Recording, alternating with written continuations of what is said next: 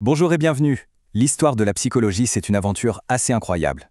C'est le récit de la façon dont l'humanité a essayé encore et encore de comprendre son propre esprit. Et comme vous allez le voir, c'est une histoire pleine de conflits, de grandes idées et même de révolutions. Alors on va commencer par une question qui a l'air toute simple, n'est-ce pas? Qu'est-ce que la psychologie, au fond? Eh bien la réponse, elle, est loin d'être simple. Cette citation de Jacques Leconte, je trouve qu'elle est parfaite pour commencer. Il nous dit que la psychologie est comme un grand puzzle. On va garder cette image en tête. C'est une métaphore vraiment parlante. Certaines pièces s'assemblent à merveille, mais d'autres, on a l'impression qu'elles viennent de boîtes complètement différentes. Notre voyage dans l'histoire commence au début du XXe siècle, avec un affrontement de titans qui va vraiment façonner la psychologie pendant des décennies. Imaginez un peu, pendant près de 50 ans, le monde de la psycho était littéralement coupé en deux. On avait deux camps, deux manières de voir l'être humain qui étaient franchement presque impossibles à réconcilier. Alors quels étaient ces deux camps? D'un côté, on avait la psychanalyse, rendue célèbre par Freud, qui voyait l'esprit un peu comme un iceberg. L'essentiel, le plus important, c'est ce qui est caché sous la surface, dans notre inconscient.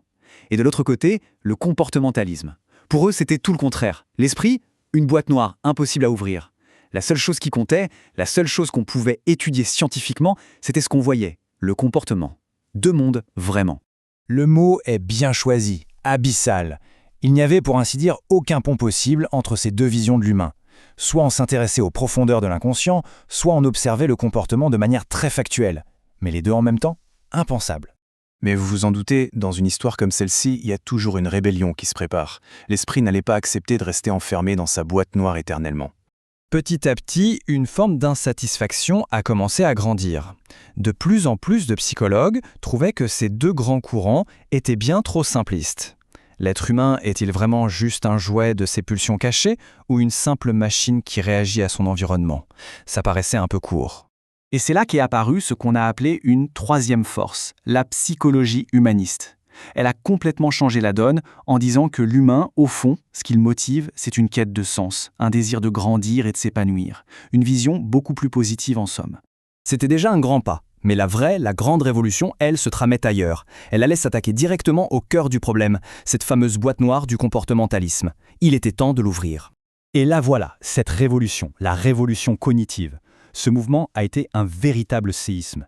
Il a non seulement affirmé haut et fort que l'esprit, la pensée, la mémoire, tout ça existe, mais surtout qu'on peut les étudier de manière scientifique, avec rigueur. C'était un changement total de perspective.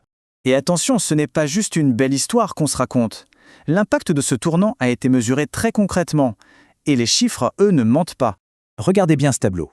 Vers 1975, le comportementalisme, c'était environ 6% des thèses en psycho. 25 ans plus tard, moins de tout %. C'était en effondrement. Et pendant ce même temps, la psychologie cognitive, elle, est passée de 4% à plus de 10%. Elle devenait le courant dominant. La revanche de l'esprit était bel et bien là. Alors, cette révolution a complètement ouvert les vannes. On est entré dans une nouvelle ère, non plus une ère de conflit, mais plutôt une ère d'explosion d'idées, d'intégration. En fait, la psychologie d'aujourd'hui, on peut la voir à travers trois grands mouvements. D'abord, on a vu apparaître des disciplines entièrement nouvelles. Ensuite, des approches plus anciennes se sont complètement réinventées. Et enfin, le plus fascinant, d'anciens ennemis jurés ont commencé à discuter et même à travailler ensemble. Vraiment, s'il y a un mot à retenir pour la psychologie moderne, c'est synthèse. Fini le temps où l'on cherchait à prouver que sa chapelle était la seule et unique vérité. Maintenant, on essaye de combiner les forces des différentes approches pour être plus efficace. Et l'exemple le plus parlant de ça, c'est sans doute celui-ci. Prenez la psychologie cognitive et le comportementalisme. Nos deux anciens rivaux, ils se sont mariés sur le terrain de la thérapie pour créer ce qu'on appelle les TCC, les thérapies cognitivo-comportementales, et aujourd'hui, c'est l'une des approches les plus utilisées et les plus reconnues pour son efficacité. Autre exemple de fusion réussie, on a mélangé la psychologie sociale, qui s'intéresse à nos relations avec les autres, et la psychologie cognitive, qui étudie nos pensées. Résultat, le socio-cognitivisme, un champ qui nous aide à comprendre comment nos pensées influencent nos interactions sociales et vice-versa. Et un dernier pour la route, vous savez, ce vieux débat, est-ce que c'est notre personnalité qui dicte nos actions ou la situation dans laquelle on se trouve? Eh bien, ce débat est dépassé. Aujourd'hui, en combinant la psychologie de la personnalité et la psychologie sociale, on étudie justement l'interaction complexe entre les deux. Bon, après tout ce chemin parcouru, où en est-on?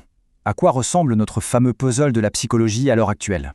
On peut dire qu'on revient à notre image du puzzle. Après un siècle de bataille, les pièces ne sont plus juste jetées en vrac sur la table. On commence vraiment à les assembler et une image bien plus nette et cohérente de l'être humain commence à se dessiner. C'est toute l'idée derrière ce qu'on appelle maintenant la psychologie intégrative.